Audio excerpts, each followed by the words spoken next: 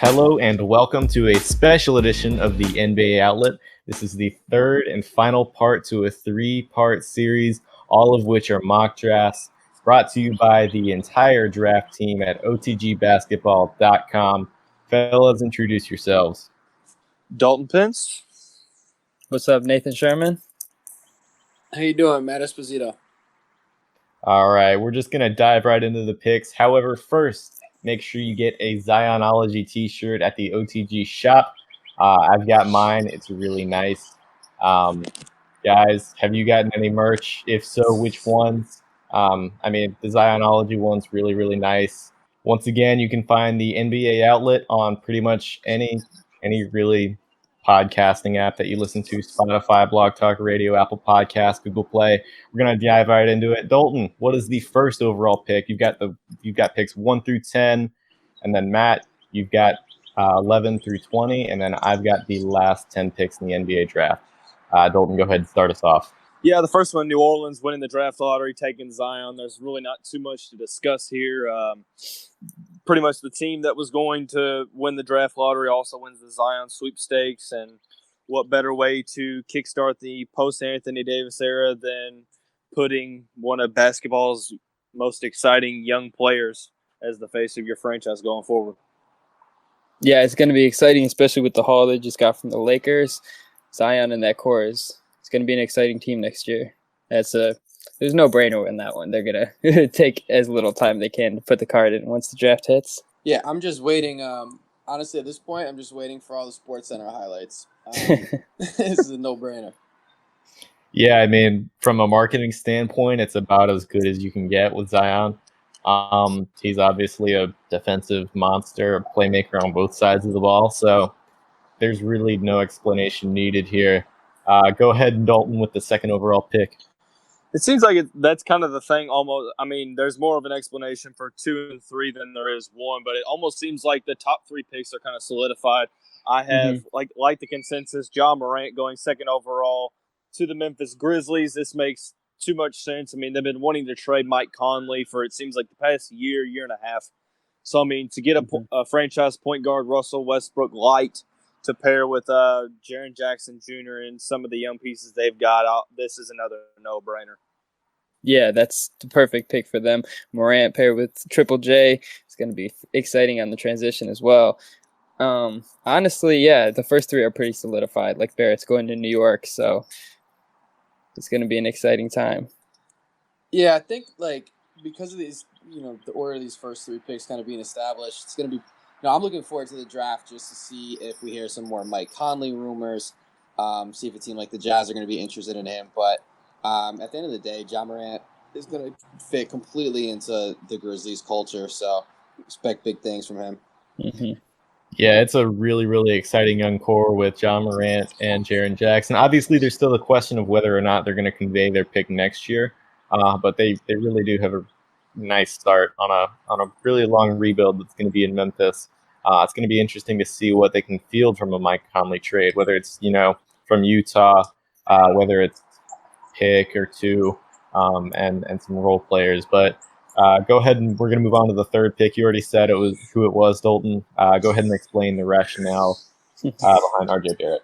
Just slightly touching on Ja just for a second. Well, actually, Mike Conley. I would really look for maybe Phoenix at 6. I wouldn't necessarily rule them out if they are looking to get a franchise point guard not named Darius Garland.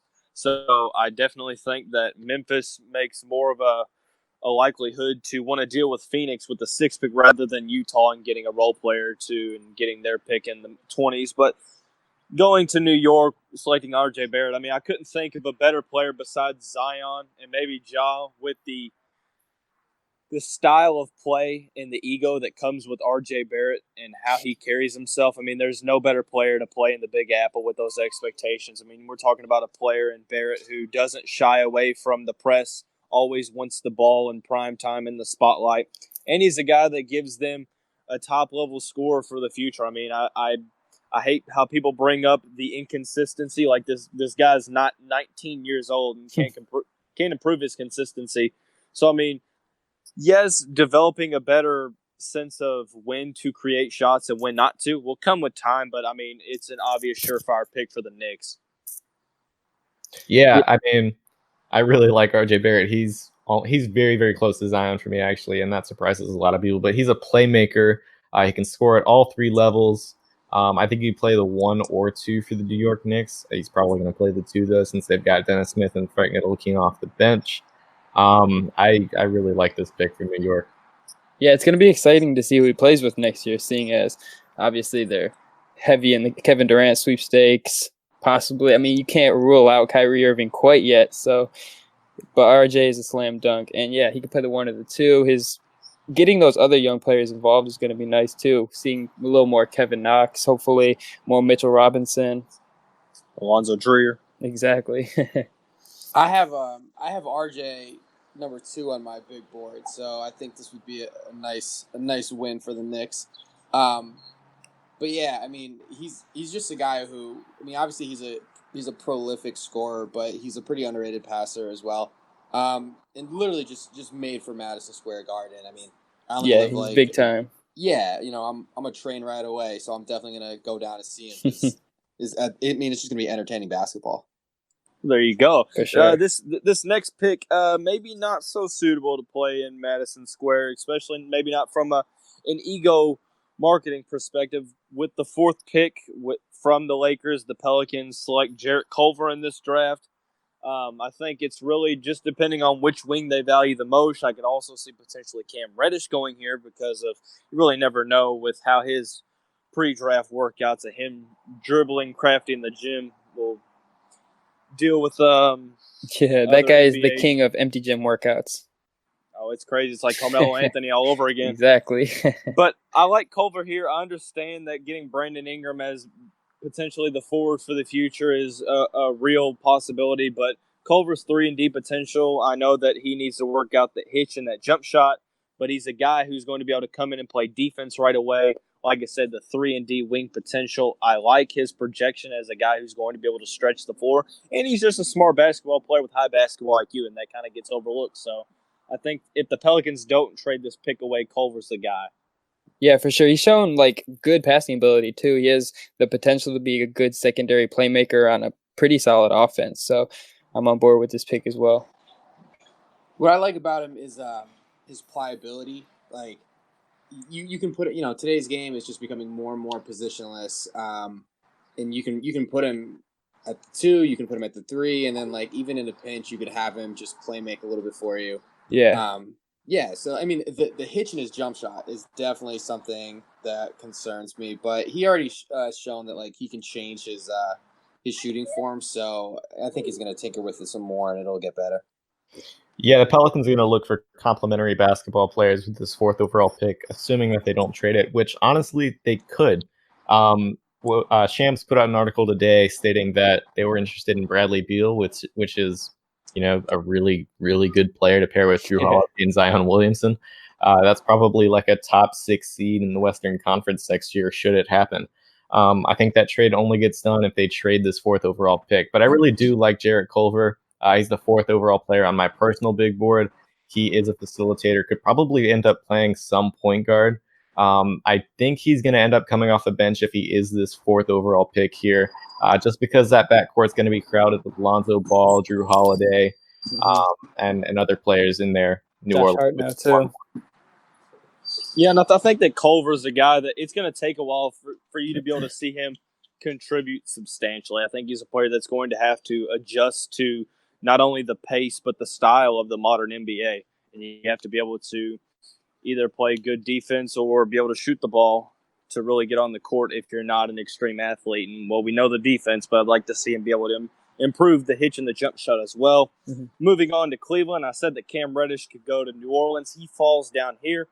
It was kind of a toss-up between Reddish and Hunter, but the more and more I think about Hunter, the more and more I see him only being a guy who's going to be able to maybe excel in the catch and shoot, depending on if he can develop a consistent shot. I think there's more offensive upside with Cam Reddish, and being able to pair him alongside the likes of Colin Sexton and Kevin Love, depending on how long they keep him. I like Reddish here just because of the offensive upside. Yeah, I agree. Definitely has the upside of Hunter with shooting. Of course, we can all see that. He also has shown he can put the ball on the floor. I mean, mainly going back to high school, has shown that he could be a number 1 creator. college, it didn't go so well, but he was the third option on that team with 2 top 3 picks. So we'll have to see how he adapts to playing more individual and having the ball in his hands more, which I would really enjoy seeing. And Cleveland would be nice. Like, Colin Sexton's played a little more off ball. He can score. He's not the greatest facilitator. Like, he's not the one I want to trust with the ball in his hands all the time. I like Reddish there. So I'm really bullish on Reddish. I think Duke wasn't the greatest situation for him. I mean, not a lot of spacing. Like, Trey Jones wasn't a good 3-point shooter. RJ Barrett only shot like 30%. I think Zion was 33 or something like that. So I'm really excited to see how his game expands when he gets to the NBA. There should have more spacing. And I think he moves really, really well, like coming around different screens, pin downs, things like that. But just a lot of natural talent in this kid, and he shoots a really, really easy ball. So I would be, if I was a Cleveland fan, I'd be pretty excited if they landed Cam Reddish. I think Cam Reddish's best asset is going to be his transition game, because he can spot up shoot, and he's quick in transition. He can dunk it. He's athletic. He's just a really exciting player to pair with a young guard like Colin Sexton. Another option here is Darius Garland, and I have heard rumors that the Cavs might be interested in pairing those two. I'm not sure how true that may be, though, given the similarities in their games.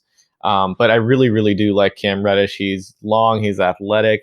We already said he's like an empty gym workout god. So I really like the pick here for Cleveland. That would kind of be interesting. I'm not sure how well that would work from just kind of a size perspective, because you think about, I think that the tallest of those two is Sexton, and I think, what is he, like 6'3"? Yeah, at the most. Not a big guy. And Garland's what, 6'2"? Yeah, so, neither are super defenders either. I think it worked. Yeah, I mean, from a talent and skill perspective, I think the sky is the limit. But defensively, I can only imagine what would go on there with the screens and stuff like that. But moving on, Garland, a no-brainer to the Suns at 6. The Suns need a point guard. Garland's the best true point guard left on the board behind Morant. I think he's a guy that has the potential to unlock the Suns' offense around Devin Booker, and assuming DeAndre Ayton breaks his lazy streak, we could start to see more of a pick-and-roll game there. I like Garland here. There's really, honestly, not too much to explain here. I mean, if there's a couple picks outside of the top 3 that seem to be kind of shoe-ins, it's Garland to Phoenix at 6. Yeah, if he falls here, that would be a great pick. Both him and Booker can play off the ball. Garland's shown that he has range, like deep range, especially off the dribble. And we'll see if he could be a good enough passer to be a number 1. But him and Booker as a 1-2 punch, I'm very happy with that if I'm Phoenix. Yeah, the one thing that I would look for Garland is he can definitely shoot it, but I think he's going to have to get used to, like, if he plays off the ball, get used to running around different screens and just learning the positioning of the court when he does that. But the potential is definitely there. And I know, like, a lot of people are really, really high on this kid. I compared him to, like, a smaller D'Angelo Russell, although, like, I'm not in love with that comparison. But this kid's just a gamer. I really wish that he had more games at Vanderbilt, to be honest. But right, yeah, the limited tape is kind of annoying. Right. I hate to beat a dead horse, but can you imagine how much better this Suns team would be with Luka Doncic? Oh my gosh, I know. But I mean, I don't know. I think Darius Garland he's a solid player. We already talked about him a little bit with the Cleveland pick and how he wouldn't pair well with Colin Sexton. I really wish there was a facilitative point guard, a pass first guy available here that was worth it with the talent perspective. But there just isn't here. And that I think it kind of limits Phoenix and what they can do offensively, because they've already got a ton of score first guys, TJ Warren, DeAndre Ayton, Devin Booker. I think if they get a pass first point guard, it's going to have to be through trade. You already said Mike Conley is one of those guys who could be available. I'm not sure if I'd give up the 6th pick for Mike Conley, just from a timeline perspective and just from a talent perspective in general. However, I do like Garland. I think it could work in Phoenix, and he's a lot of talent. And in this draft, you do shoot for talent, especially one which is weaker in the lottery. So we talk, Dylan, I know you and I talked probably in our first mock draft episode about draft promises. And one of the guys who was rumored to have an early draft promise was Kobe White. And I have Kobe White going to the Bulls, and that's kind of where a lot of others have him going as well. I think this makes a lot of sense. I mean, the Bulls have spent their past couple drafts. I mean, they got Lauri Markkanen. They've got Wendell Carter Jr. I think we're going to scratch out Chandler Hutchison because I don't really view him as a member of the core going forward. It was refreshing to see Zach LaVine kind of not necessarily resurrect, but kind of up the ante on how his level of play. I still don't believe that he's going to be the full-time point guard in Chicago because I don't believe that that's his style of play. I think that him and White will be able to split the lead guard role, but I think that that's the good thing about taking White here is because he is versatile. He can play on the ball. He's going to have to work more being a facilitator, but he can also play off the ball, and I think he's one of the true, pure three-level scorers in this class, and it's kind of a very good pick here for Chicago. Yeah, especially with Chris Dunn hopefully on his way out. I mean, they've been needing a point guard for the past 3 years now, and Zach LaVine's filled in fine as the primary scorer, but I don't want him being my facilitator. And Kobe White has shown that he can, especially running with the transition game at UNC, getting up and down the court. He's shown that he's a solid pull-up shooter. I hope he can improve that because that'll really make him a knockdown prospect. But yeah, I'm happy with the pick. So I remember towards the end of the season, or at least the Bulls season, they were talking about even getting guys like Otto Porter, having him run more pick and roll. So I think what they're going to do is like spread out their facilitating duties, which would make Kobe White an even better fit here because he's such an incredible scorer. So like I wouldn't be surprised if a couple years from now, Kobe White, Markkanen, and LaVine were all 20-plus point per game scorers. Like I think this kid is just like born to put the ball in the hoop. I think it's just a really good fit there. It's a North Carolina leading scorer, high school basketball. Absolutely. I mean, I just said it with this last pick, but I really wish there was a facilitative point guard available here. I just think that the Bulls have a lot of scoring already. You already said it. Lauri Markkanen and Zach LaVine are two guys who can put the ball in the basket. And I think Kobe White is just another one of those guys who's going to be able to score the ball. I like the pick. I don't love the pick. Personally, I'd like a Cam Reddish here, although he is already taken in this draft.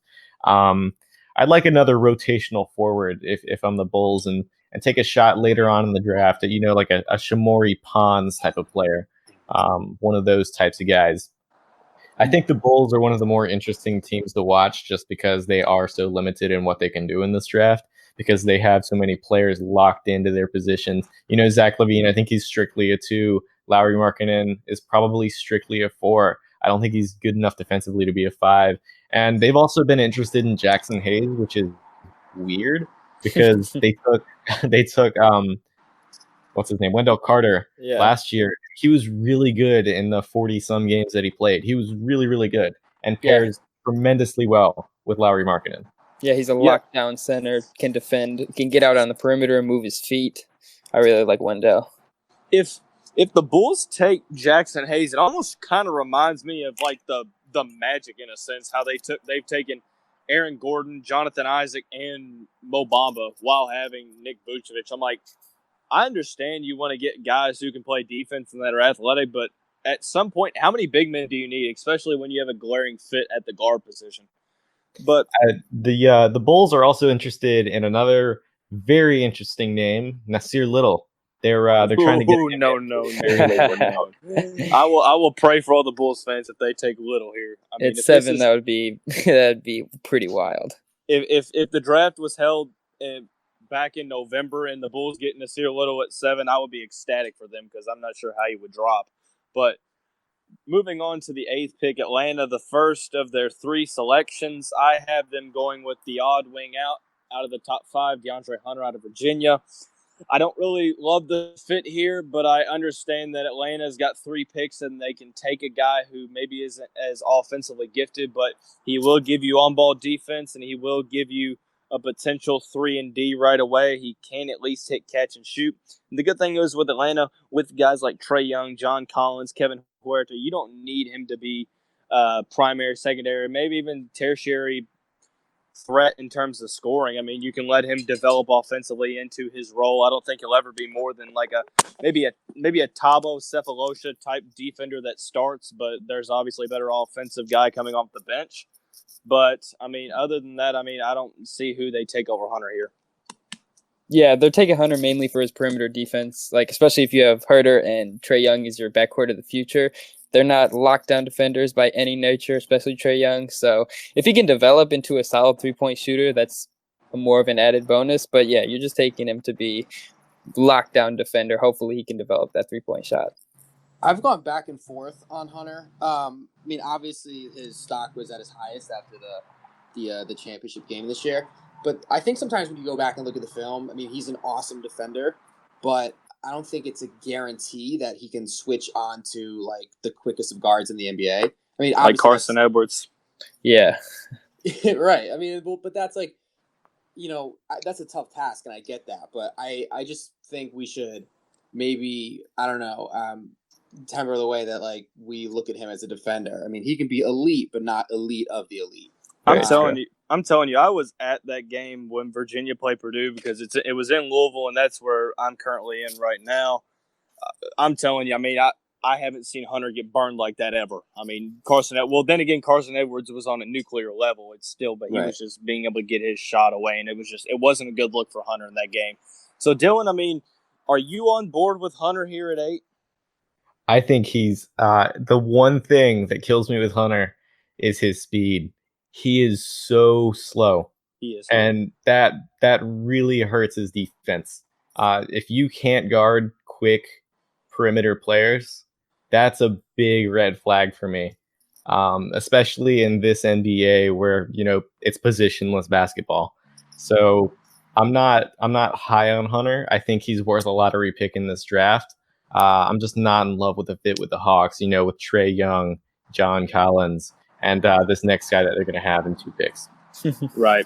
So moving on to 9 with the Wizards. I was kind of down between 2 guys. I was looking at Jackson Hayes. I was looking at Sekou Doumbouya from France. And I ultimately went with Hayes just because of the potential there. I mean, I know both of them have potential, but I think that Hayes is has less of a floor to be a bust than Doumbouya does. I mean, the guy can run. I mean, at his size, I mean, I haven't seen many big men be able to run the floor and handle the ball like him. His free throw percentage kind of leads you to think that he's going to be able to potentially develop a mid-range game later on in his career, which is nice. But Washington's in a weird position. They're on the brink of kind of an all-out rebuilding effort, a surefire or a fire sale. So, I mean, it really depends on which way they go, but they need to address the big men. I don't believe that Thomas Bryant is the answer going forward, although they could probably put them on the same roster together. I like Jackson Hayes here just because of the upside alone. I like Hayes. He is what he is at this point. Big, athletic, rim runner. Hopefully can develop into a solid defensive center, I guess. Power forward, maybe. But he needs to put on some strength. But Washington just seems like one of the most. I feel like if Bradley Beal moves, then it just opens a whole can of worms. You're a wild card. What is this exactly? Like especially with the news that New Orleans wants to try and trade for Bradley Beal, and I'm sure he doesn't want to re-sign there next year. Just not looking like they have the greatest future at all. So Hayes is one of those guys who was a late bloomer, and kind of shot up. I think like his junior year in high school. So he's like 6'1" or 6'2". Yeah. He kind of did like the Anthony Davis thing. I mean, not to compare to Anthony Davis, but. But that's why he looks like really lost on the court when he does switch on to pick and rolls, and I think it's just an IQ thing. And when you watch this kid like go end to end, he definitely has some pretty good foot speed for his size. So theoretically, he can be a guy who can switch pick and rolls. But I still see him as a pretty raw prospect. So if Washington drafts him, which there's a good chance that they would. It's going to just, open up the debate. Like, what are their plans going forward? Right. Exactly. Yeah, I mean, I don't love Jackson Hayes. The big flag with me is in the NBA now you have to shoot, and I think the longest jump shot he's taken is like 15 feet away, which is not good. But But other than that, he's a great player. I think he's just, your prototypical rim running type of guy, Clint Capella type mold. How ironic would it be if the Houston Rockets traded away Clint Capella for one of these top 10 picks and I'd took take it. Jackson? I'd take it. I'd give it to me right now. Like I will take Really? it. Yeah, I will take it. The thing about Clint Capella is, I love Clint.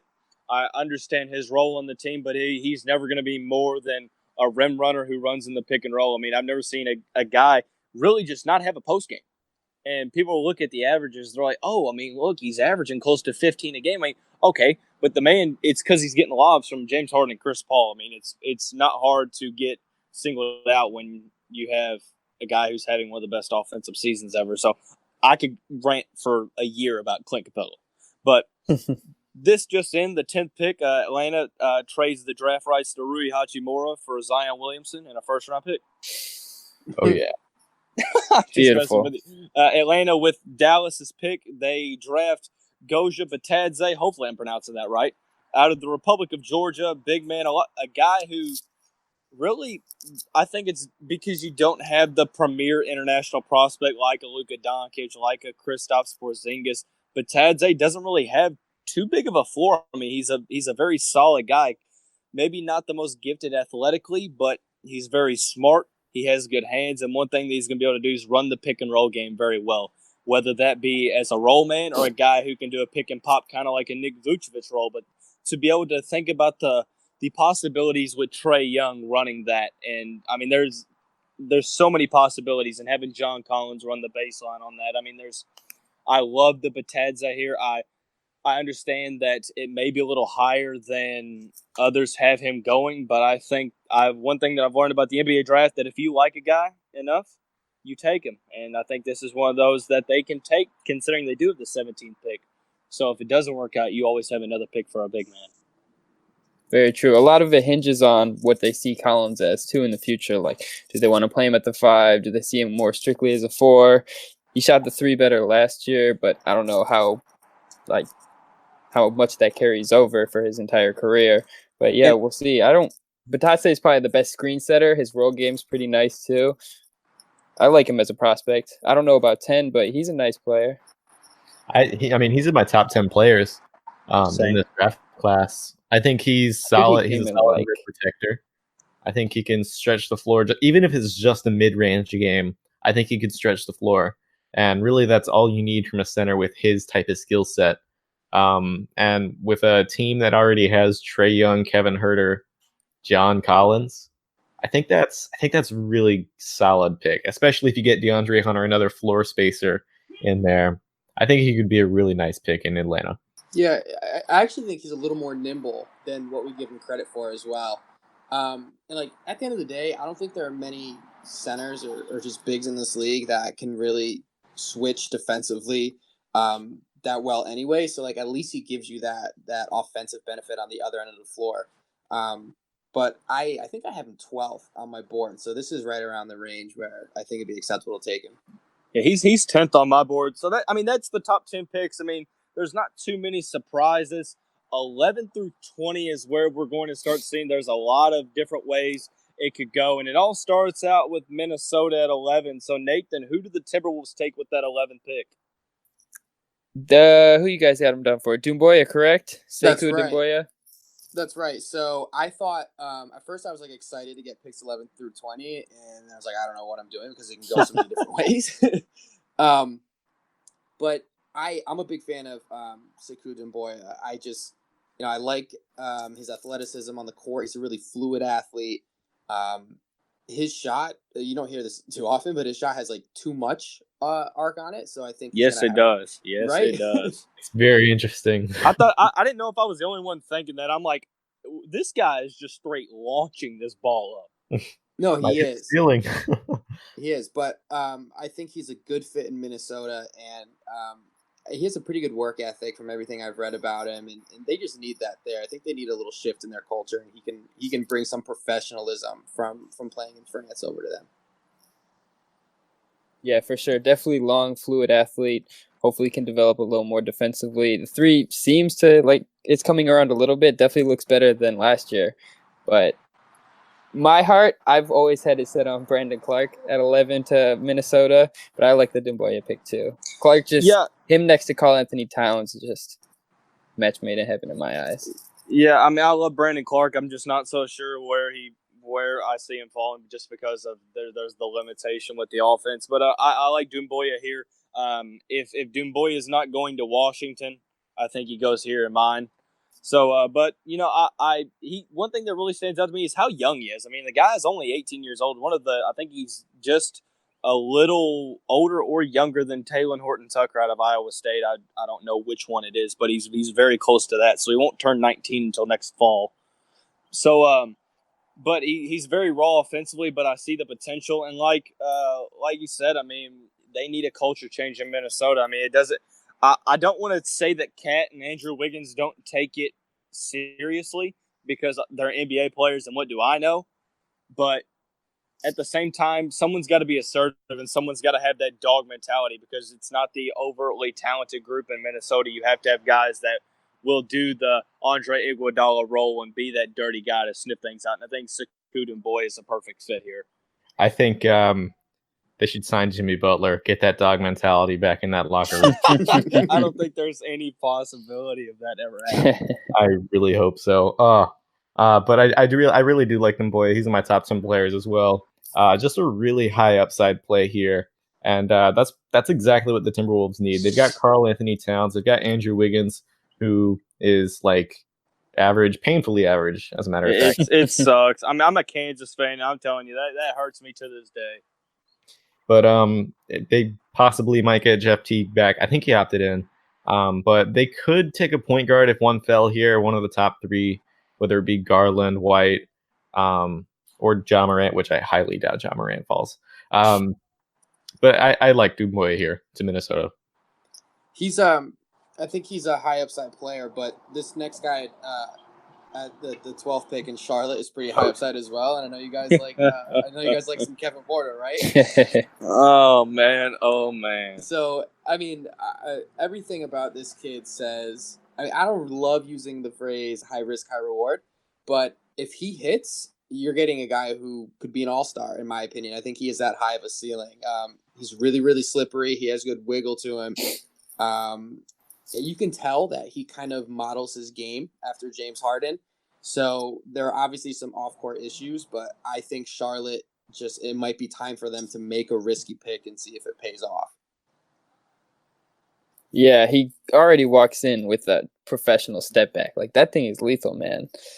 And exactly, slippery, has great ball control. I like him a lot. You guys make me feel like I'm low on him. I think I have him like 10 or something. Yeah, I mean, I have him as my fourth best prospect, and Dylan has to one-up me. He has him as his third best prospect. But I think that you kind of look at the draft as a whole, and like just not even from this class, but like generalizing, you're always like you're looking and weighing in on the production versus potential debate, and Kevin Porter Jr. kind of epitomizes that whole debate, right? So he's a guy that you always wanted more. You see him make a couple highlight plays for USC in a game, and you're like, okay, this shows you the potential, but I need more. And I know that there was the whole off-court situation, and Dylan has said a couple times that KPJ has been a model citizen after whatever that altercation was. I don't think we'll ever figure out what it truly was, but I think one thing about Kevin Porter Jr. that I love the most is the footwork, and he has impeccable footwork for a player his size. I mean, he's able to create off the dribble and with his own shot. I mean, he has one of the best shot creating abilities in recent memory in terms of guard play. So, I mean, I love that about him. And I also believe in the defensive upside as well. I think it's just a matter of getting the mindset right because the physical tools are there. All right. I will be bouncing off the walls. My Charlotte Hornets take Kevin Porter Jr. It's recently come out, the same Shams article that I mentioned earlier said that teams in the late lottery were really interested in Kevin Porter, and some had them as a top 5 prospect, like me and Dalton. I think he would be a surefire top 5 pick if the suspension/injury never happened. I don't even think it would be a question. He's athletic. He's got the best separation ability in this class, which is something that's extremely hard to come by. 6 foot 5.5, 6'9" wingspan, which again, that's really good for a guard. I can switch on to some threes. I think he's just a genuinely talented player. It's a matter of whether he puts it together or not. That's the big question. But I'm a real believer in Kevin Porter. My one main concern, the free throw percentage and just his shot form. He like brings it up from his core Yeah. all the way up to his arc. So that's the one concerning thing for me with Kevin Porter. The good thing about Kevin Porter is, though, when you talk about he doesn't necessarily get a great release off of it, but he's athletic enough and he jumps high enough off the jump shot to where he's going to be able to get the shot off. And like you said, the shot creating ability. I mean, the guy is shifty. He's downright like I don't want to compare him to Jamal Crawford, but they're both from Seattle and they can both make their guys. Oh yeah, they make them dance. So. Yeah, so I mean, I could like Dylan. I mean, we could probably go on for an hour about Kevin Porter Jr. and all that he does good. But 13 to the Heat. Yeah, so I have Tyler here going here. I think that, like Kevin Porter, he's a guy who can move up as well. And I think at the end of the day, a lot of teams are really starting to value his shooting. So, I know that the Heat need scoring, and Hero can really do that. So, like, for his Boston Celtics workout, he made 80 out of 100 threes, and that's kind of like one of their classic drills that they put their Jaylen Brown. Right. So, like, Jaylen Brown made 75 and they took him. So if he fell to the Celtics, I think they'd take him. But I think he's just a good fit in Miami. They really need guys who can consistently space the floor. Yeah, I like Hero. I'm not super high on. Obviously, dude has a clip, but the negative wingspan and what he does on defense kind of scares me. I don't know. He doesn't project to be anything on defense. Like, he can guard for his position. Point guards, he's not fast. Side to side, not lateral. Doesn't have much lateral quickness, but the shot and creating his own shot off the dribble is nice too. I mean, he's going to have a little bit of trouble defensively, but I honestly think he's kind of an underrated defender. Kind of watching him being from the bluegrass state of Kentucky, I mean, I have to listen about Hero all throughout, especially through the tournament when he hits the shot against Houston. I mean, he's a guy, but the thing about it is he jumps passing lanes very well. He's a high IQ player that knows where to be on the defensive end, so that helps him out a lot. I think a lot of your value is going to come from the offensive end. I believe that the negative wingspan won't be too much of a hindrance, just because one thing the Hero does maybe better than anyone in this class is not only playing off screens, but being able to turn around immediately and shoot off the screens. He can shoot in a bunch of different ways, whether it be catch and shoot, pull up off the dribble, off screens, and transition. He has kind of a sneaky athletic bounce to him. I know he's not overtly athletic, but with his 6'5" frame, he's stronger than what he puts on, and he can finish around the rim. Yeah, I like Tyler Hero. I think he's a really nice fit in Miami. They're probably going to end up taking a guard, whether it be a point or shooting guard. He adds a skill set that they don't really have, and that's a shoot first, small shooting guard. And they've got like a ton of forwards that can do the same thing, which is weird to me. They've got 4 power forwards that do like the exact same thing. It's kind of wild. But taking a backcourt player here, who's probably going to end up being a nice rotation piece in his first rookie season, and probably help the Heat make a playoff push here. So, speaking of power forwards, I have Brandon Clark going to the Celtics next. And, the Celtics, they're going to be one of those teams that probably move off of a pick in this first round. But I think Brad Stevens would just love this kid. Obviously he doesn't have incredible measurables in terms of wingspan, but he can jump out of the gym. He can protect the hoop for him. His shot, it's not great, but at least he's showing signs of life there. I'd be pretty happy if the Celtics took him at 14. What do you guys think?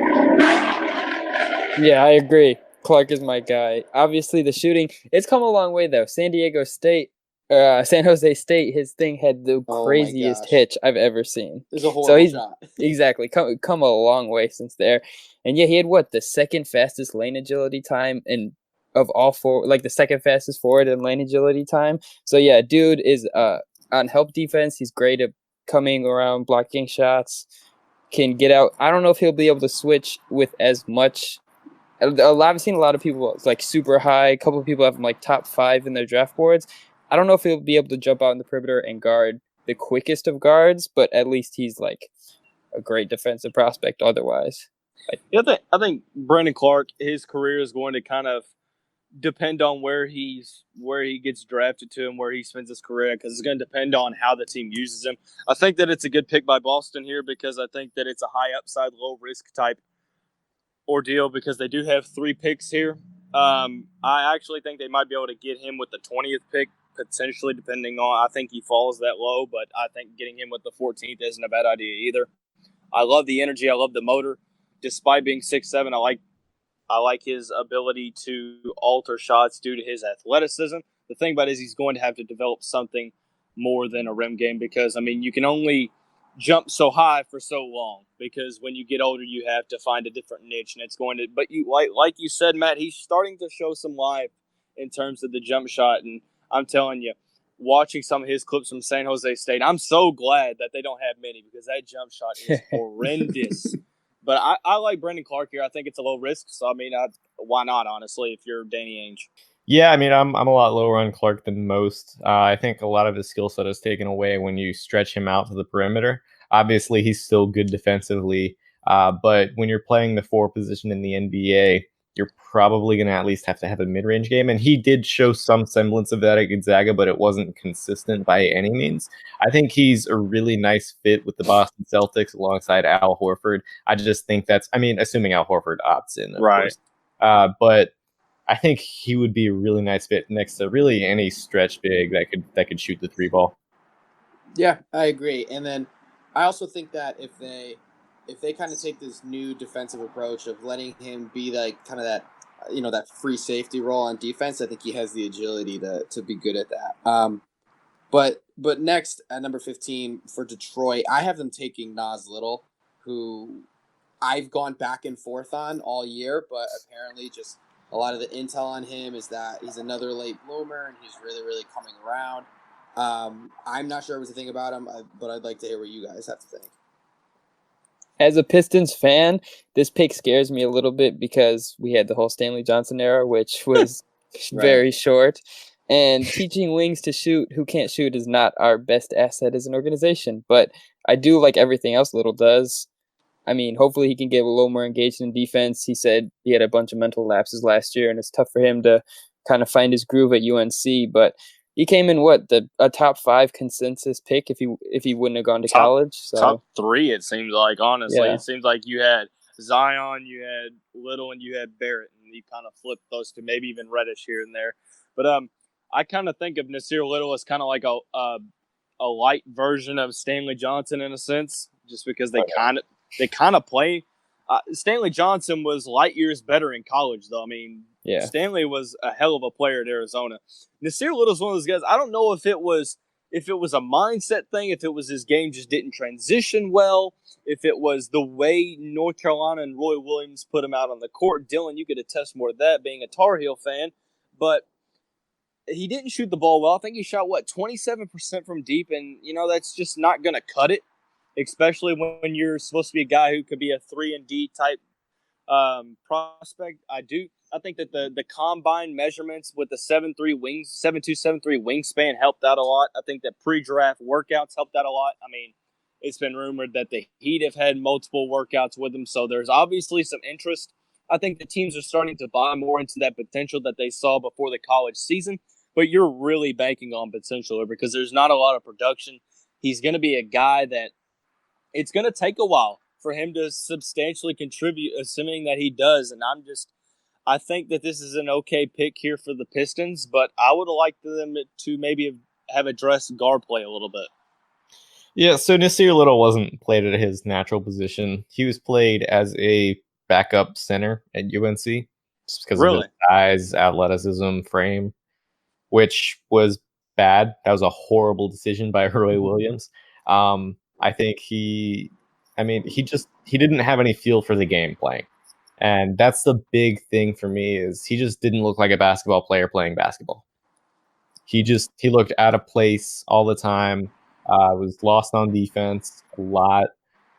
He's got athleticism. He's got the frame, the tools to be a successful player. He's got the wingspan, the size, the weight to be an NBA player.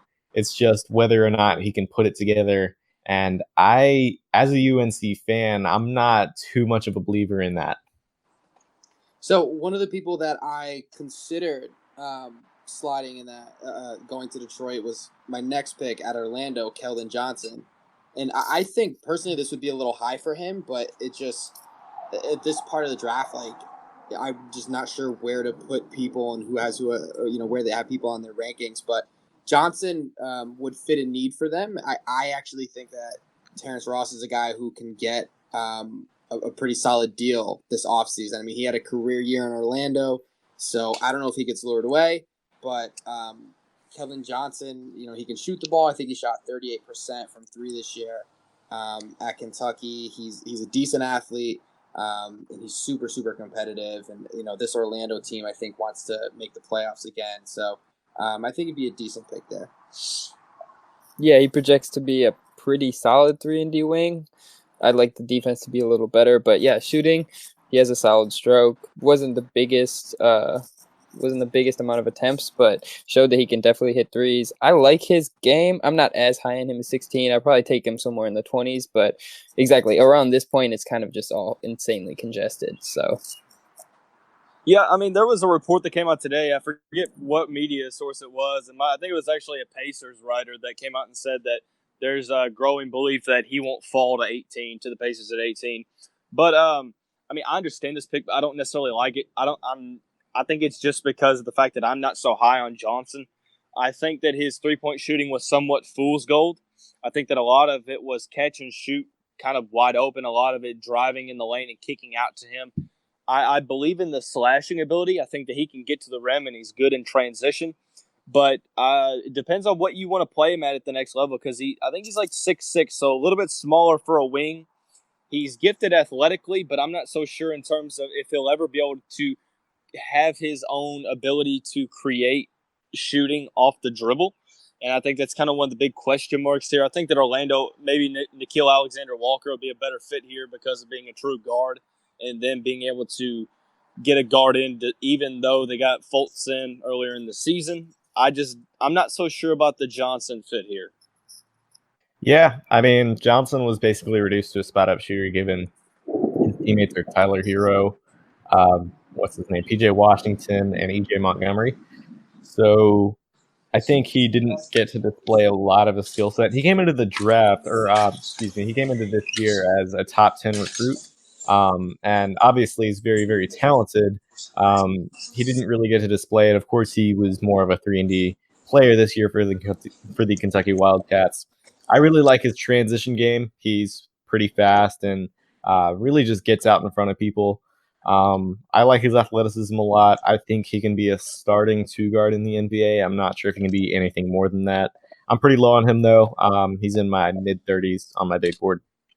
Yeah, I think he's in my 20s, but I feel like one of these teams is going to take him and is going to fall in love with him more than we obviously like him.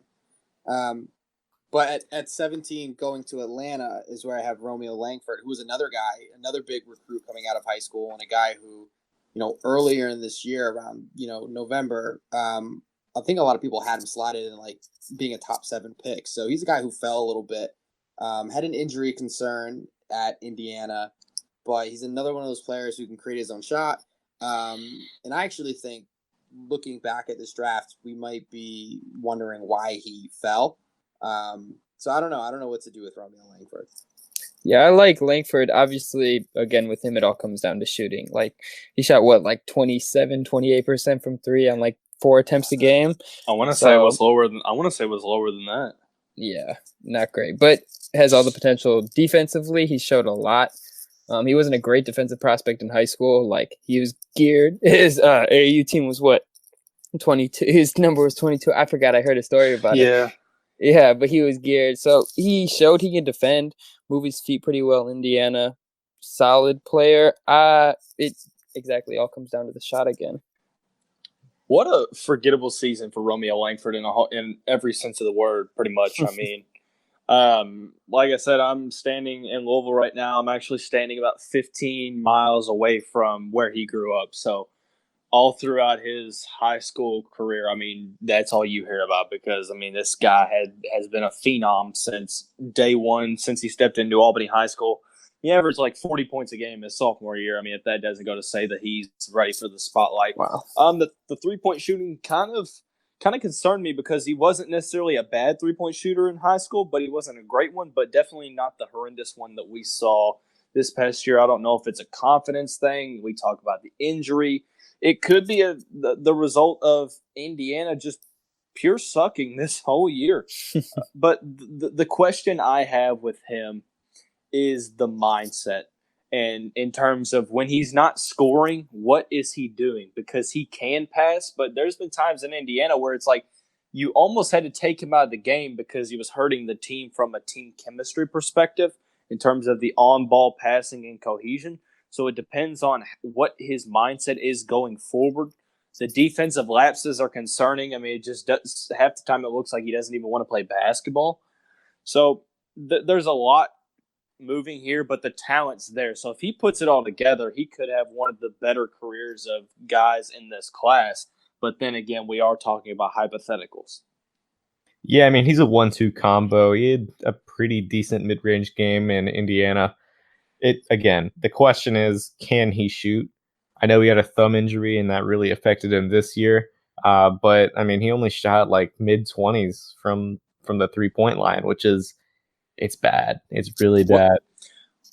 So one thing that he's so good at getting to the rim and finishing around the rim. That's one thing that you look at his strengths, and there's no doubt that he's going to be able to get to the rim. So, and the combine measurements helped him out too. I think he was like 6'8" with a 6'11" wingspan, or 6'6" with a 6'11" wingspan. I mean, I think he can play make just a little bit. I wouldn't put him at point guard by any means, but I think as a 2 guard, he could be a secondary playmaker. And next to Trae Young, I think that would be nice for Romeo Langford. So Nickeil Alexander-Walker is another one of those guys who has been trending better in terms of getting to the rim. I think he's who I have going to the Pacers with this next pick. But so his freshman year, I think he only took like 1.5 free throws per game, and his sophomore year he bumped it up to I think closer to 5. But I like this pick because he should be a guy who is multi-positional. The Pacers, who knows if someone gets poached from their team, because there is going to be this arms race for teams that are looking to win a title. So he could fill, hopefully a couple positions there depending on where they put him on the court. Yeah, I like him. He's a guard who can do a little bit of everything. Obviously improved his aggressiveness, getting to the line more, and solid shooter. I think that he'll be able to play a little bit of 1 and 2. Yeah, multi-positional, like you said. So I'm on board with this pick. Yeah, I don't hate the pick. I don't necessarily love it, but I'd say I like it. The problem, it's not necessarily from a fit perspective. Well, it kind of is. It depends on what you view Oladipo as going forward. I know that there's been some, they want him to play off ball. They want him to have the ball. It kind of sucks that you don't really know now because of the injury. They drafted Aaron Holiday last year, and he had a decent rookie season, so there's the potential you have with him. I think this is a role player pick. I think you're kind of replenishing your bench and a guy who can check a couple boxes off in terms of versatility. My problem with NAW is the fact that when Justin Robinson went down for Virginia Tech this past year, there were too many times where they needed him to step up, and he didn't. I think that's one of the things that kind of left a sour taste in my mouth. He showed that he can hit shots, but creating off the dribble and blowing by his man was kind of a thing that was a little rough. He's got size. I think he's like a true 6'4", 6'5", so you're looking good from that perspective. I think it's overall a good pick for the Pacers, but I think he's going to have to add more dimensions to his game to really become a true contributor at the next level. Yeah, the Pacers are losing Darren Collison, Thad Young, and Bogdanovich all in free agency. So they have to hit here. Especially if they want to get a max contract guy, they have to hit on this draft pick. I think Nickeil Alexander-Walker is a really nice pick here. I think he'd play the 1 or 2. Solid playmaker. He can really shoot the ball, and he showed that mostly in his freshman season. He didn't get to showcase that this year, unfortunately, just due to that Virginia Tech team. I think being a little bit worse than they were last year. But I really like Nickeil Alexander-Walker. Family pickup games with him and Shea must be very fun. Yeah, I think they actually lived together at one point, which is just like waking up playing 1-on-1 against a cousin who's an NBA basketball player. It's got to do something for you. So yeah, hopefully he pans out in Indiana. With the next pick going to the Spurs, I have PJ Washington.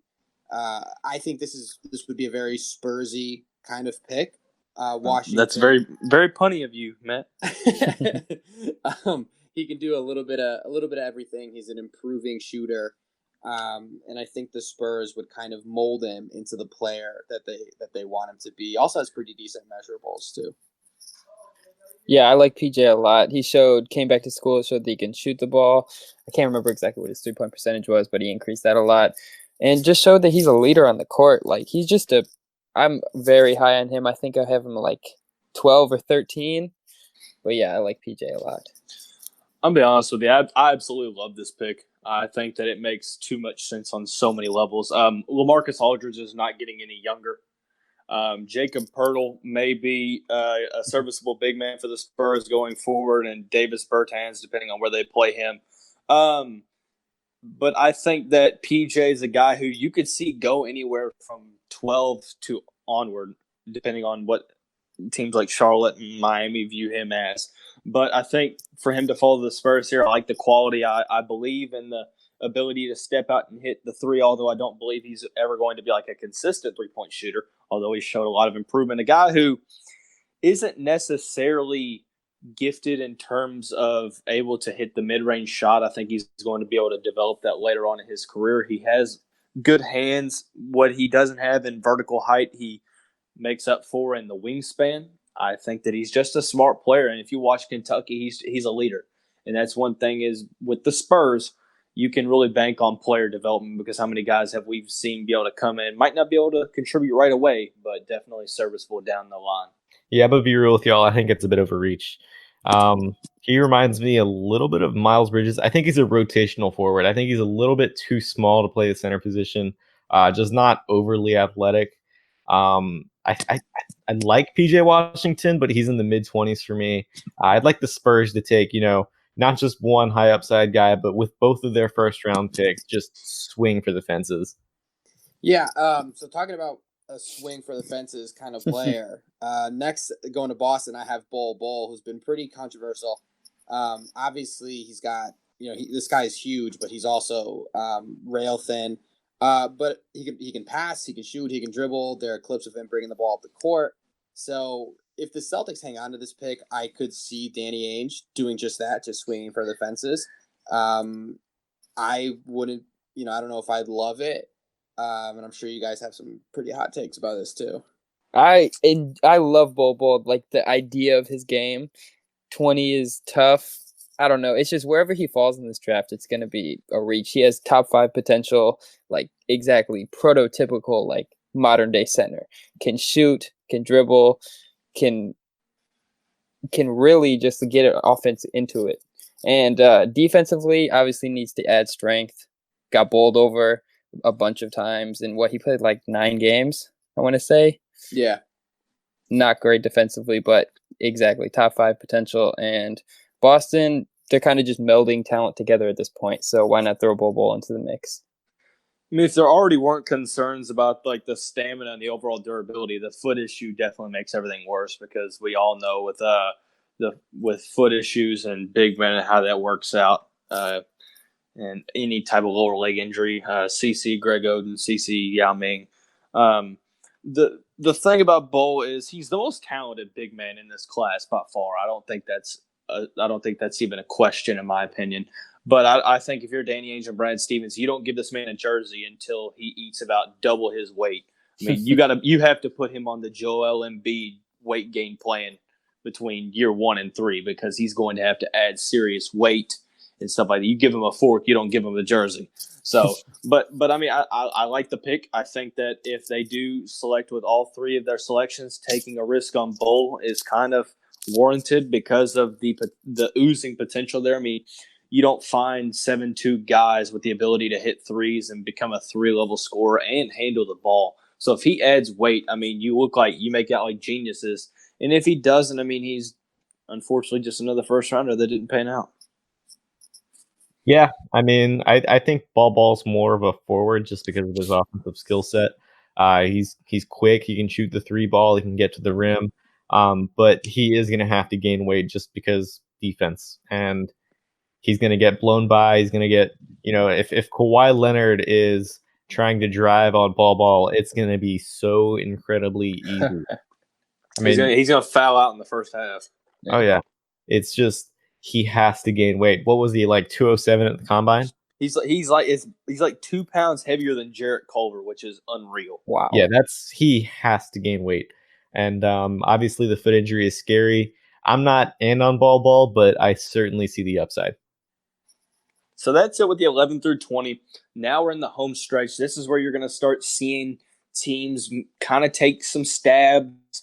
You always see maybe an international prospect or two potentially, but there's other guys that you don't necessarily see on some mock boards go a little bit higher. At 21, Dylan, who you got? I've got Dylan Windler out of Belmont. I think he could be the starting two guard for the OKC Thunder. I think he would pair well with Russell Westbrook, just his shooting and defensive versatility.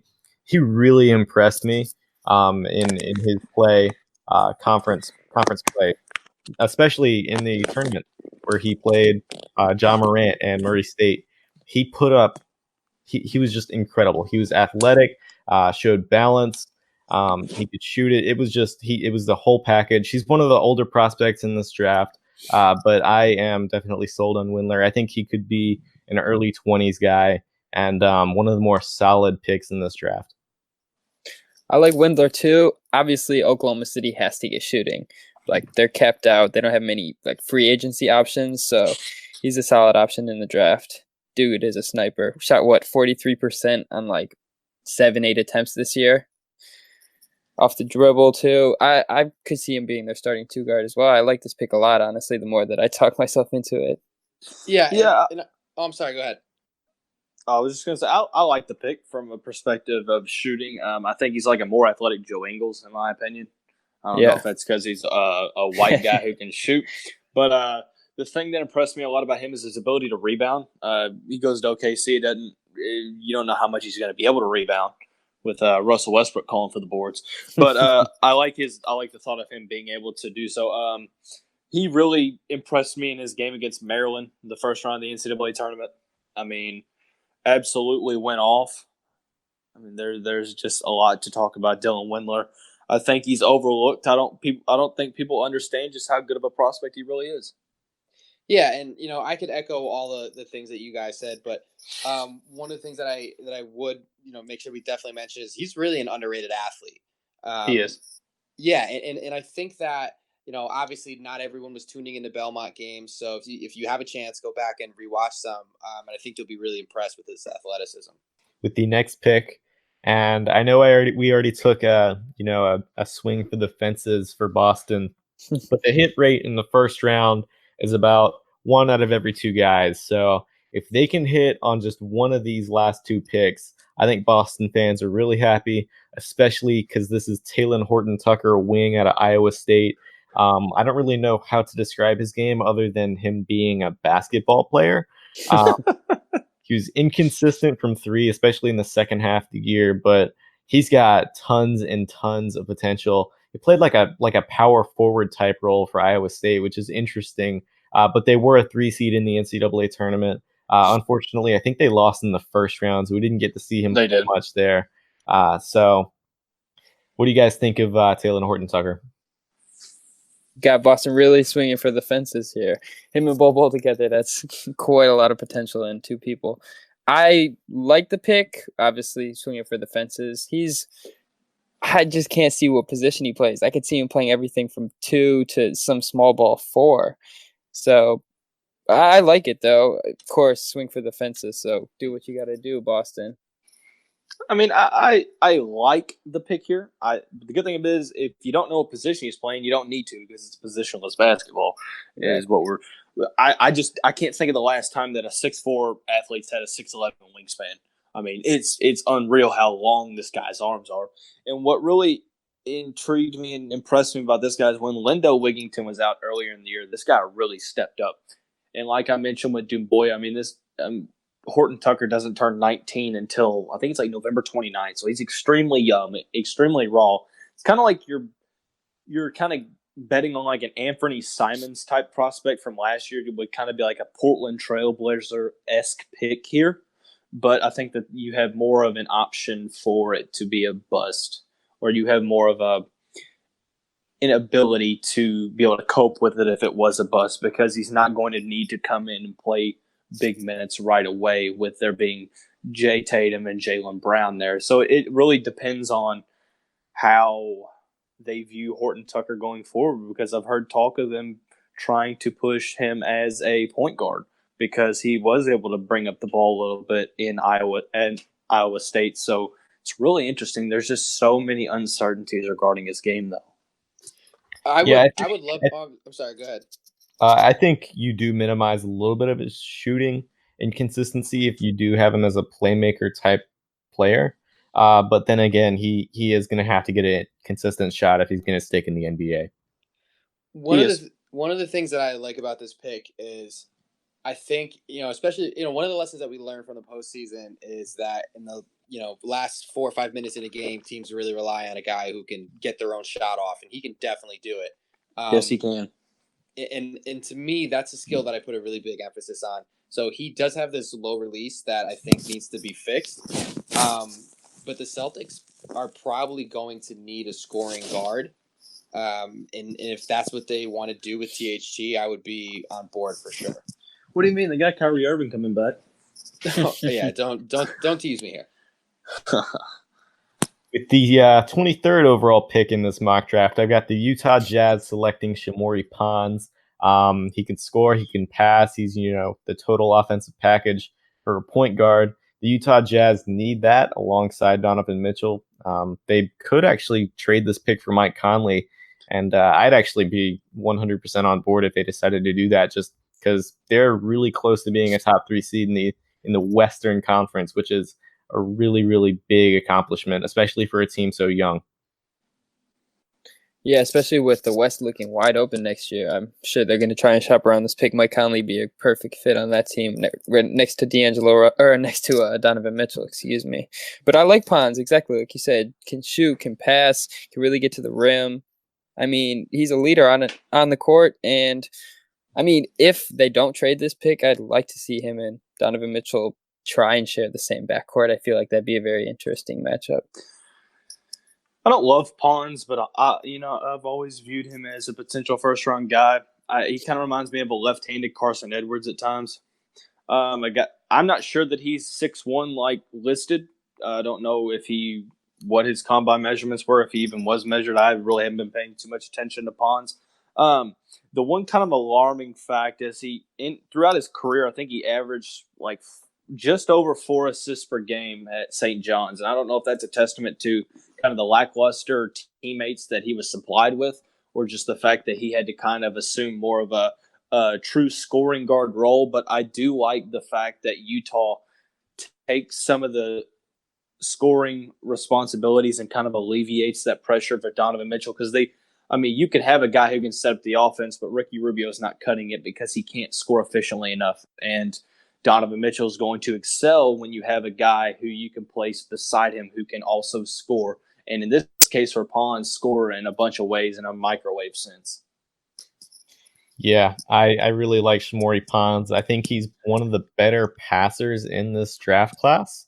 I'm honestly not sure who I would slot as a better passer. Maybe Jarrett Culver, RJ Barrett. I mean, John Morant was really, really good for Murray State.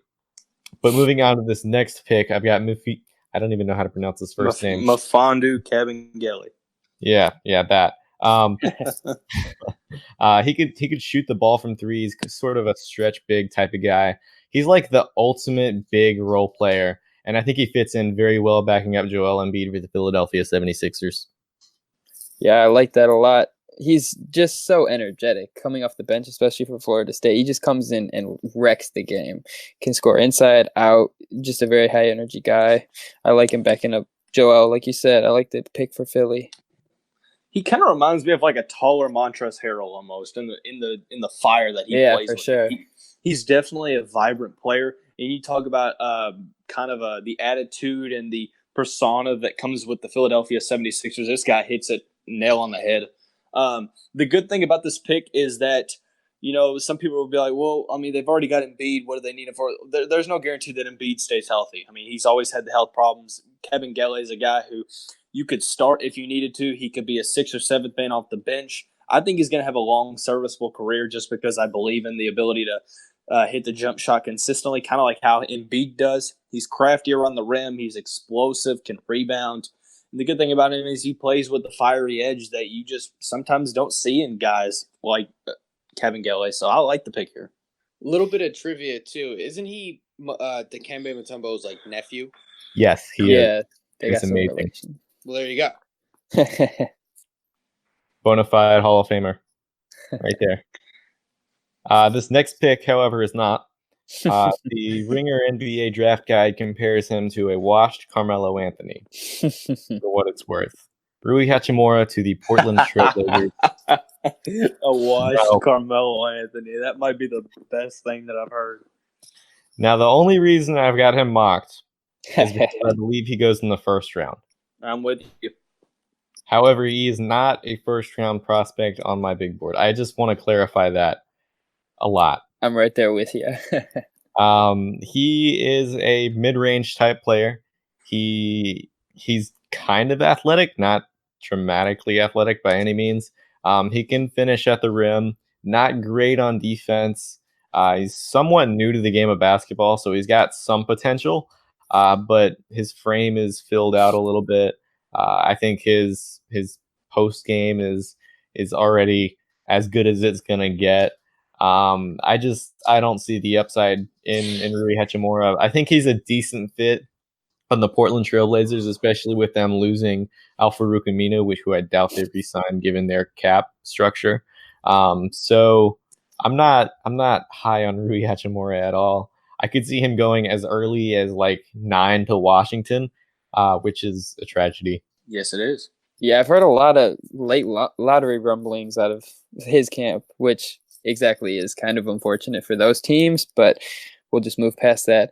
He's exactly washed Carmelo Anthony, has a solid mid-range game, just looks sometimes completely lost on the defensive end, and I don't know how much he can really improve there other than getting his head squared on a little straighter. He's not the greatest athlete, doesn't have great help instincts. I don't know. This pick it'll be a solid Jabari Parker off the bench for whatever team decides to pick him.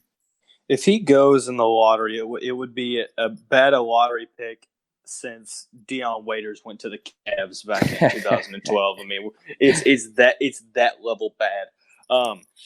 Besides scoring in the mid-range, like Dylan mentioned, over smaller guys, I'm not sure what his offensive projection is. I don't really think he has too big of a role in the modern NBA. People talk about this athleticism that Hachimura has, and to be honest with you, I think that's where he's going to get killed, especially on the defensive end.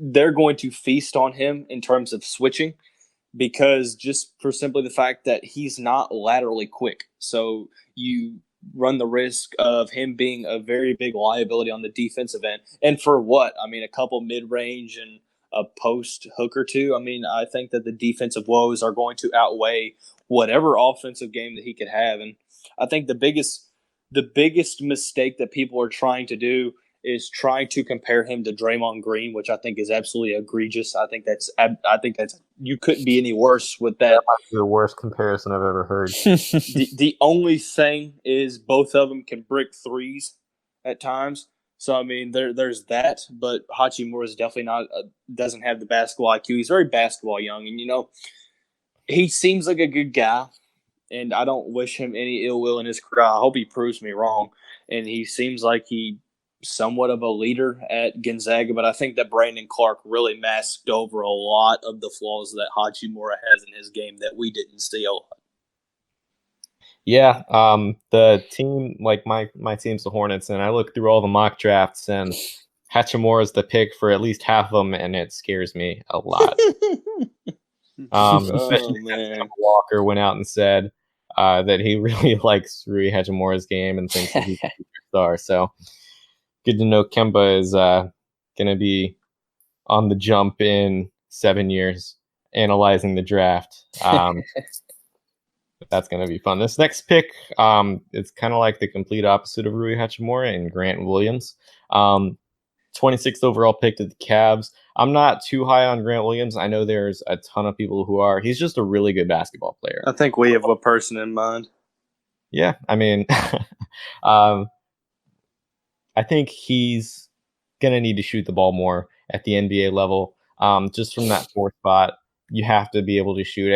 I think he only averaged 1.3 attempts per game. I think he was pretty adamant about staying in Tennessee until he saw where his stock was and that he was going to be comfortably picked in this draft, whether it be late first, early second round. But Grant Williams was like a pillar on that Tennessee team next to Admiral Schofield. Yeah, I like Grant Williams, especially here. The Cavs can get him late. Like you said, he's just a good basketball player. Like, knows how to play on the short roll, can get in there, make good passes, can score inside, obviously. 3-point jump shot is a question mark at this point. He didn't shoot it well at all at the NBA Combine. That was something I would have liked to see him do more.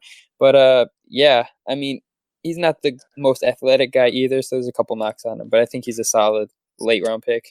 If you're going to compare anyone in this draft class to Draymond Green, it's this guy right here, because that's the only guy who really has the somewhat of a respectable comparison in terms of basketball IQ.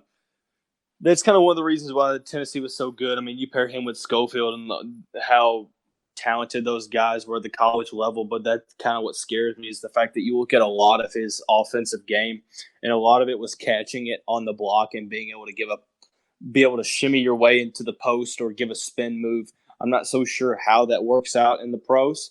I do have questions over his size. I know that he has tree trunks for legs, but I think he's going to have to expand his game, and I think that he will. I have a lot of faith in Grant Williams. I mean, he's one of those guys. He's an absolutely outstanding college player, kind of like Tyler Hansborough, but I'm not so sure as to what his projection is in the league. What I will say for Williams is that so there are a lot of questions about his shooting, but I think every year he's been at Tennessee, his free throw percentage has gone up, I think, like 10 percentage points. And I think he finished around 80 or 81%. So, like, hopefully that's indicative of where his perimeter shooting will go, which is pretty important for his career. Yeah, I think Grant Williams is, just a solid play here for the Cleveland Cavaliers. Obviously, earlier in this draft class, they got Cam Reddish. So getting another forward, I think that just solidifies their front court. Obviously, they might trade Tristan Thompson, J.R. Smith, Jordan Clarkson. So they've got a ton going on there in Cleveland. They've got a lot of salary too going on. So what they do could be really interesting. I think that's a pick from the Rockets, if I'm correct. It is. Next, I've got the Brooklyn Nets.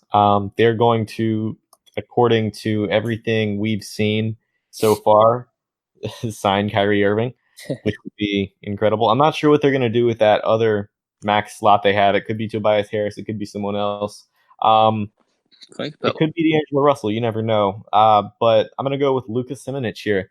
It seems that NBA teams are higher on him than most people. I think they've got him, like, the consensus among NBA teams is like early 20s, and he's fallen all the way to 27 here. I just really like the fit. He's a stretch 4 type guy. He would fit very well next to Jared Allen. Yeah, I like the pick too. He showed in the combine that he has the ability to switch out onto the perimeter on smaller guards. So hopefully that wasn't just some random thing he showed, that it's actually a skill he can translate to the NBA. Because other than that, like, he put on weight last year. He would have been probably late second round pick. This year he really beefed up and hit a 3 at the combine, I remember.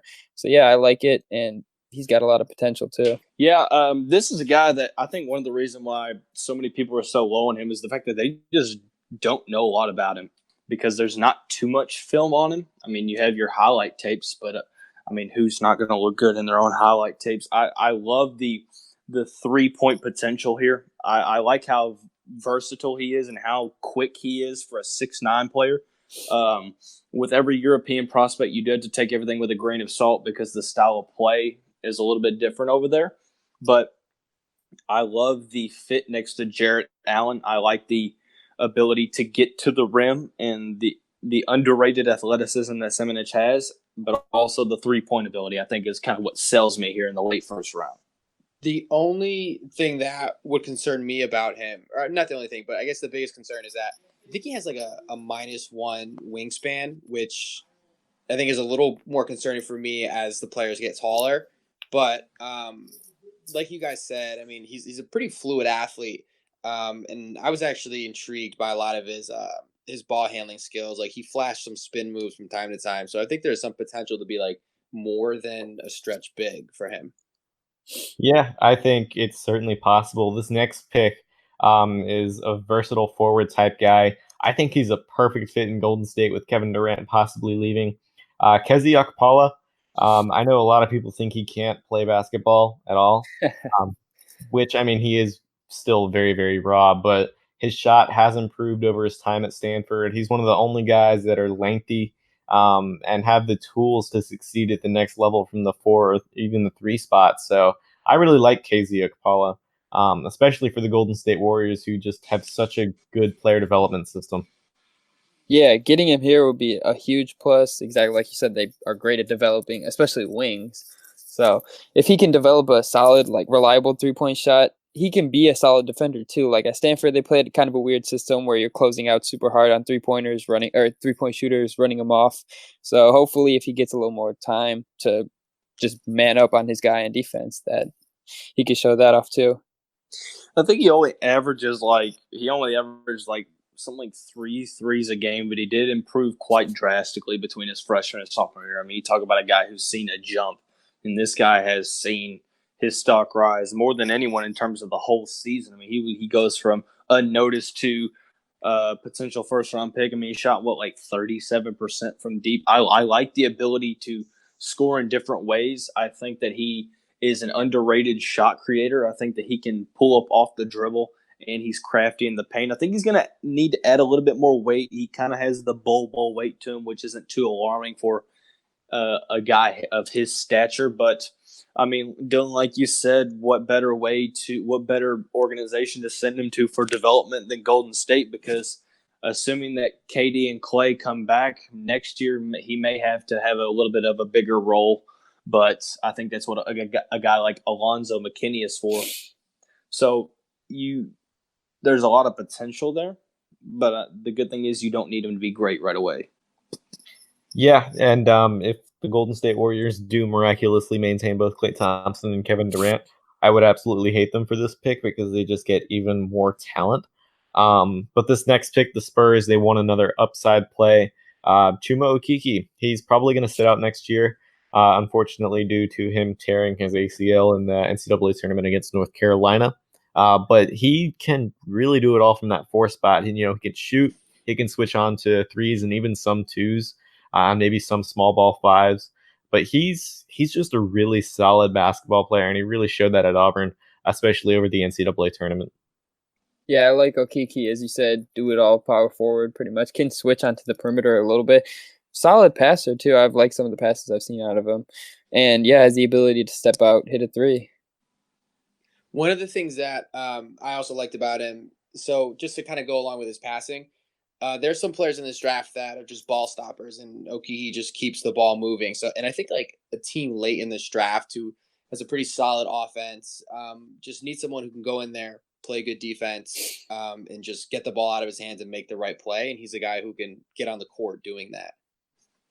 The last pick of the first round, who is the not Mr. Irrelevant because it's only pick 30, but Mr. Irrelevant for this mock draft. I really liked Cam Johnson at the start of the process. I think he was an incredible shooter. I think he was a can't miss rotational guy. But recently, I've had a little bit of more concerns about his strength, especially after watching Kawhi just like bulldoze people in the NBA Finals. So I've got the Bucks selecting Cam Johnson here. They could always use more shooting. Just surround Giannis with just a ton of floor spacers. Cam Johnson was the best shooter in college basketball last season, 47% from 3, which is just incredible when you think about it. But putting him around Giannis, I think it's a really, really good fit. I personally just love Cam Johnson as a UNC fan. But again, the strength really concerns me, especially from that 3-4 combo spot. Is he going to be able to defend powerful forwards? I'm just I not hope sure he'll so. be able to. Definitely hope so. Yeah, it's all about the shooting with him. Dude can come off. He can shoot with the ball not even in his hands pretty much. Like he'll come off the screen, just pull up right off. It's insane. And he's what, 6'9", almost 6'10". It's Yeah. like you can't guard his shot either. So hopefully he can improve defensively, add a little strength. And yeah, I mean, if Milwaukee gets him, I'll be pretty jealous because they're basically just shipping out Mirotic, putting in another elite shooter. Yeah, looking at college basketball from a whole history perspective, I'm not sure that there's ever been a better transfer, a bigger transfer at least, than Cam Johnson going from Pittsburgh to North Carolina. I mean, he changed the whole dynamic, of this team. Like Dylan said, I mean, 47% scary, especially when you realize that he's a volume guy. It's not like 1 or 2 attempts per game. I mean, the guy actually shoots the ball quite frequently. He's a guy who can pull up in different ways. He's mobile for his size, which you like. Doesn't have too high of a ceiling. I think he's almost kind of close to it. But what he does is so valuable in the league. And I think if you're Milwaukee here and he's sitting on the board, I mean, your number one concern is spacing the floor to maximize Giannis's ability to score at the rim. And Cam Johnson's a guy that if you kick it out to him, he's going to be able to hit the shot almost half the time. So I mean, he's going to be one of the guys that you look here. I think OKC would be the team to take him if they don't go with Windler. But for him to fall to Milwaukee here, they have to be licking their chops. Yeah, high volume, high efficiency guys from the perimeter are pretty rare, and if the Bucks could snag him with the last pick of the first round, I mean, he's a kid who can play right away for them. So I think they'd be pretty happy with this pick. Yeah, I mean, it's been a very solid first round. What in particular stands out to you guys? I'll start with you, Dalton. In particular, I think Zion going number 1, honestly. That's I think that I looked down the list. I think that the top 10's pretty, because I did it, so nothing really stood out there. I think that maybe when you look at the end of the first round, Dylan Windler goes a little higher than I think. I think that he's kind of a late 20s guy. I think that you kind of flip-flop Johnson for Windler. That's probably what I would do. But one thing that I really like is the Mfiondu Kabengele rising up the draft boards. That's kind of one of the things that I like to see because I think that he's got a serviceable career. So who wants to go next? So I thought this was a pretty well done draft. I'm going to be interested to see if Carson Edwards gets taken in the first round. Exactly. And I think he can. I think there's a really good chance of that happening, and we'll see. I mean, it might come down between him and Shmori Pons, like who's going to be that guard taken in the later end of the first. And I think I like Edwards a little bit more than Pons, but we'll see. I mean, Edwards is a guy to me who can really, really light it up, and I want to see a team take a chance on him. Yeah, my guy I thought would go, but Nick Claxton, center out of Georgia, I like him a lot. Like has the foot speed to switch out on the perimeter a bit. Obviously can handle the ball, paid like pseudo point guard for Georgia for a good amount of time. And I just like his feel for the game. Like he's one guy that I'd have my eye on late 20s, maybe a little sooner. I'm starting to come around on Claxton. I love his ability to create his shot for a big man. Like literally, it kind of. I'm trying to think of who it reminds me of. Like I'm drawing a blank, but like I see it in my mind.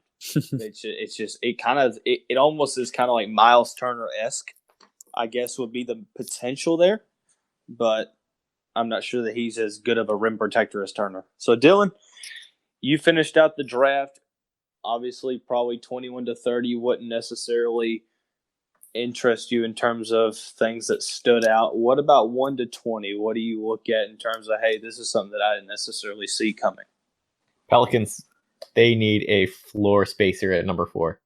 Like, I'm sure they're going to take Jarrett Culver, but they have to get somebody whose like specialty is shooting. It's either Garland or Hunter for me. I think it has to be one of those two players. If not one of those two, then I'd personally go Goga. which again would be seen as a little bit of a reach, but you have to get floor spacers on that team. You've got Drew Holiday, Lonzo Ball, Brandon Ingram, and Zion Williamson. None of those guys are shooters. None of them. Is You Kobe have to is get floor space. he might be a little bit of a reach because of the backfield occupancy or backcourt. I'm sitting here thinking of football. Is Kobe White in a play here at 4? I know NBA teams were really high on him. I don't know that they're top 4 high on him. Kevin Porter Jr. is the guy to go here, Dylan. You know what? I would actually take him, given he started on my big board if I were the Pelicans. So I actually would take him. Other than that, where do we think Mike Conley goes? Yeah. Ooh, I got to go with Utah. Yeah, Utah. I think so too. I've actually got a report here, reported just 20 minutes ago by Trey Rodriguez, a reporter for Hoops Inquirer.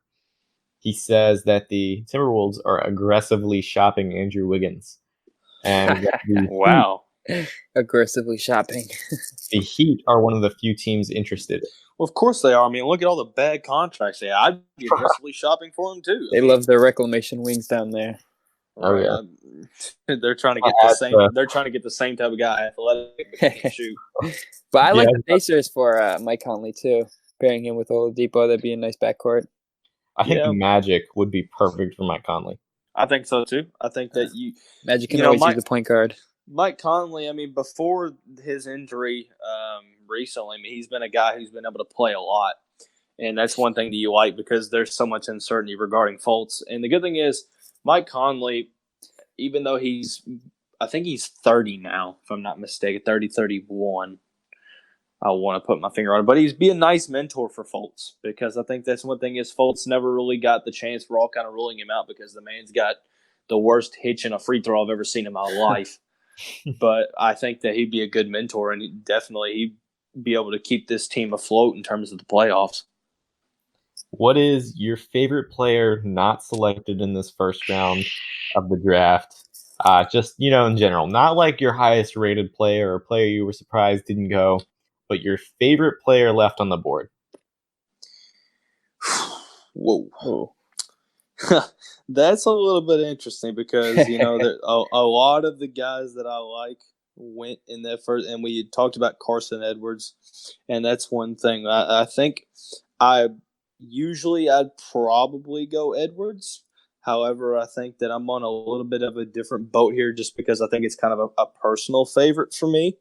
But I really, really, really like Eric Paschall out of Villanova. And I know that there's some reports that he had a hell of a combine and a hell of a pre-draft workouts, and he's been able to really lock down on some of the better prospects in this class. And I like the ability to run the pick and roll. The only thing is the limit of size. He's only 6'7" and a quarter, so. Yeah, I think my favorite player that we didn't actually select here is Darius Baisley. Just an incredibly athletic four for really anybody that selects him. He's kind of a wild card since we don't really have any film on him whatsoever.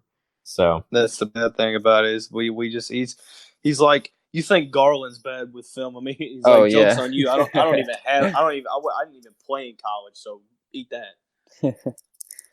Jalen McHugh he's just someone who, especially for first top second round pick or top potential second round picks. I think someone's going to take a chance on him. He's just so athletic. Exactly.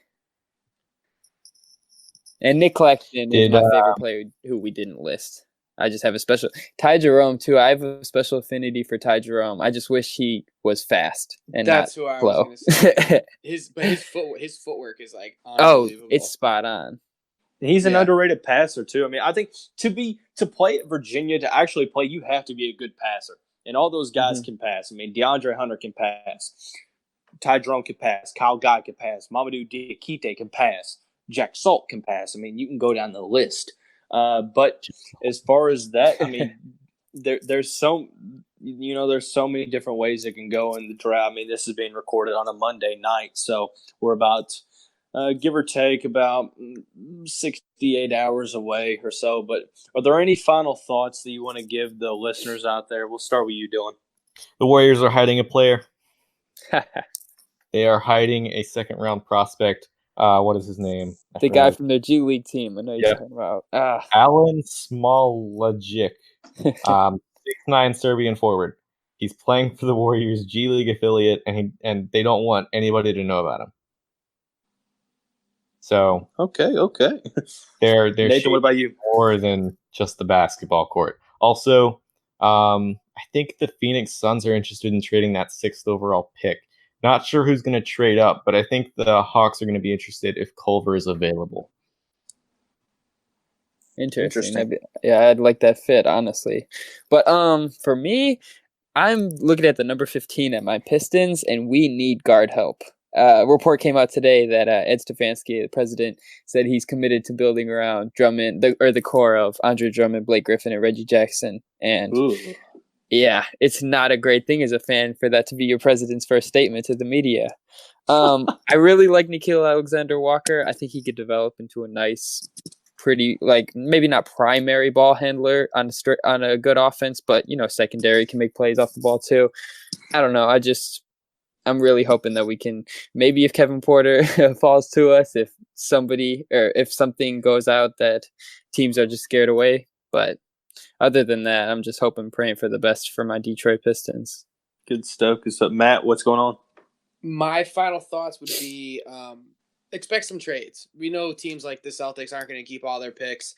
There's been rumors that the Heat want to trade down. I think that Utah is going to maybe make a move for Conley. I think it's a real possibility, but there are a lot of teams that, with KD out, with Klay Thompson being out for much of the year next year, a bunch of teams are going to look to just, I think, acquire talent and really make a run at a title this year, which means some picks might be up for grabs. Yeah, John Gavoni of ESPN said that usually, there's about 5 or 6 draft night trades in the first round. But he said we should expect a lot more than that this year, which is very exciting. I think that's just a test. I think just a testament to after the top 6 or 8, you're really you're on a big smorgasbord of guys who have somewhat of upside, but there also is a real chance for a bust as well. My final thoughts, this is kind of a hypothetical, but I think the more that each day passes, I think the more plausible it becomes. I think that there's an absolute real chance that the Houston Rockets deal out Clint Capella for a draft pick. And I think that there's a couple teams to target. I think that a potential Capella Horford swap is on the table. I think that is a possibility. I think the Heat, with their bad contracts, may unload one. Also with the 13th pick for Capella, maybe in a guy like James Johnson or Goran Dragic, or depending on whoever they have coming in. Kind of looking down the line, there's really not too many other teams. I've heard that the Pelicans may look into Capella and send the 4th pick to Houston, but I'm not sure how viable of an option that'll be. Like you said, I mean, the good thing of the beauty of the draft is all these blockbuster trades that you would have never had expected happening. I mean, you talk about Jimmy Butler back in 2016 going from Chicago to Minnesota, the Luka Doncic, Trae Young swap. I mean, there's so many different alternatives to what could happen. The things that we're talking about now, I mean, things could be so much different honestly in 24 hours. And that's the scary part about it, is because, I mean, it all started with Atlanta trading Taurean Prince to Brooklyn in exchange for 27. And I think we're going to see a blockbuster move. I don't know what there's been 2 trades and the draft isn't even like 2 days away. Right. And that's the thing about it is I think my main prediction is there's going to be a blockbuster move, whether that be a signing. I don't necessarily think it'll be a sign and trade with Jimmy Butler yet, because he still has time. I think you might see Brad Beal, depending if Washington gets the right package. The 4th overall pick in New Orleans is on the table. Mike Conley's on the table. Hopefully, I doubt it, but hopefully Chris Paul is on the table. But there's so much to talk about. And the good thing is OTG has you covered. I mean, we're sitting there pouring out content day in and day out. A different member of the team will be on the Twitter account, OTG Twitter account every night. I'll be on it Tuesday, I think. Is it Matt on it Wednesday? Yep.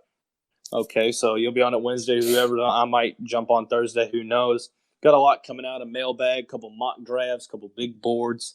There's just you can't get enough draft content. Am I right? Absolutely. Exactly. I can't wait for this, man. The They're draft building all cycle, year. the draft cycle is more entertaining than the NBA Finals. Changed my mind.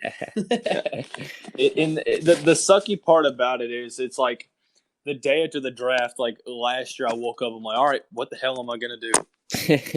Because like you spend so much time like investing in the draft class. It's like almost like I take a couple of days to recuperate. Then I'm like, boom, okay, 2020, let's go. Let's start devising a game plan. Let's start devising a board.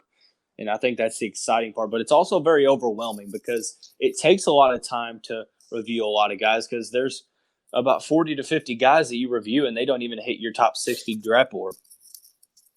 Yeah, I mean, after the Hornets select Rui Hachimura with the 12th pick, I'm going to take a couple days and just to cry, emotionally evaluate my standing with the Hornets and whether or not I need to continue on being a fan. And after that, I'll grade the picks. So it should be fun. Any lasting thoughts as we go? None? All right. But this is the NBA Outlet. This is the end of a 3-part series, 3 different mock drafts. The first 2 were by me and Dalton. Guys, where can we find you on Twitter? What's coming out in the next couple of days? Sure, at Pence NBA, DPENCE NBA. If you don't know how to spell that, just go to the OTG Twitter account. Got a mailbag that is composed of questions that people have asked. That should be dropping tomorrow or Wednesday. Same with my final of a 3-part mock draft series. And yeah, I mean, if you want to follow me on Instagram, I'm not going to oppose. You just won't find much draft content on there at Defense9. So yeah, Twitter's the main thing. So just give me a follow, especially if you're a Rockets fan, because when I'm not covering the draft, I'm hyping up my man James Harden. Yeah, you can hit me on Twitter at NathanSherman21. I got my final top 30 big board dropping Tuesday or Wednesday. Still working at the kinks in my last 5, but yeah, look forward to that. And you can find me at Matt Esposito _ I should have a mock draft coming out maybe tomorrow or Wednesday, and I'll be uploading my own big board as well sometime before the draft. So get ready for that. You can find me, Dylan Jackson, at Dylan Jackson NBA on Twitter. I'm for the Rookie Wire and the Queen's Guard. So once again, thank you for joining us on this mock draft. Make sure you get a Zionology t-shirt. You can find this episode on Blog Talk Radio, Apple iTunes, Google Play, anything you listen to podcasts on. Shout out to Nick Fay, who's usually hosting, but lets us host this mock draft like once every 2 weeks, which is awesome. And once again, thank you for, if you've made it this far, that's pretty incredible. This is like an 1.5-hour podcast. So probably longer than that. It's almost 2 hours. Oh yeah. We're recording this at like 10 o'clock at night. So shout out to these guys, NBA draft team over at otgbasketball.com, and see you later.